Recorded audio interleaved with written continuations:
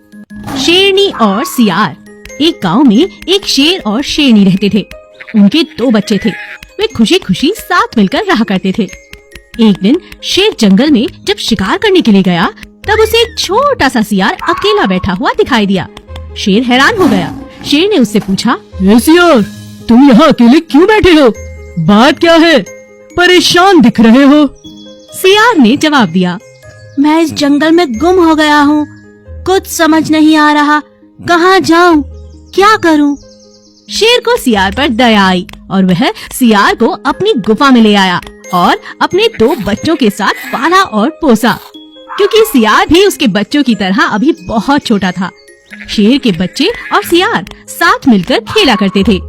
कुछ सालों में सभी बच्चे बड़े हो गए। एक दिन खेलते वक्त एक हाथी तीनों भाइयों के पास आया। शेर के बच्चे हाथी पर चिल्लाने लगे और उस पर हमला करने की कोशिश करने लगे, लेकिन दूसरी ओर सियार हाथी से डरता हुआ भागने की कोशिश करता रहा। शेर के बच्चों ने कहा, अरे भाई, ये हाथी हमारे दुश्मन हैं, इन पर हमारे साथ हमला करो, भाग क्यों रहे हो? अरे नहीं, मुझे तो डर लग रहा है। सियार ने ऐसा कहा और दुम दबाकर भागने लगा।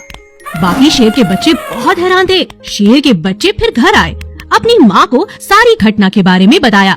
शेरनी को समझ आया कि भले ही शेर के बच्चे और सियार भाइयों की तरह हैं, बचपन से तीनों को एक साथ पाला पोसा गया है, लेकिन व्यवहार में सभी अलग हैं। शेर अलग है और सियार का व्यवहार बिल्कुल अलग है। जहाँ शेर के बच्चे हाथी से डरे बिना उस पर हमला कर सकते हैं, वहीं दूसरी ओर बेचारा सियार अपने व्यवहार के कारण उससे डर कर भाग गया। यह बात जान शेरनी सियार से कहती है, बेटा सियार, तुम शेरों से अलग हो, अब तुम बड़े हो गए हो। अगर तुम अब सियारों के झुंड में जाकर अपने ही साथियों के साथ रहोगे तो तुम्हारे लिए बहुत अच्छा होगा। नहीं तो यहाँ अलग अलग व्यवहार का होने के कारण तुम किसी बड़ी मुसीबत में फंस सकते हो।